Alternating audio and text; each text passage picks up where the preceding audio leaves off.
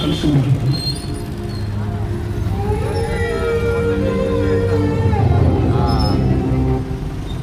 రైతుని నేలను సాగు చేసేది మన బాగు కోసమే. అలాంటి నేలను నీటితో తడపాలి, కానీ రైతు కన్నీళ్ళతో కాదు.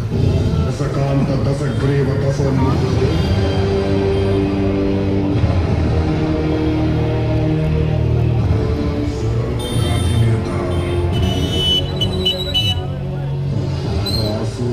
చక్రవర్తి లంకాధిపతి ఈ రావణాసురుడు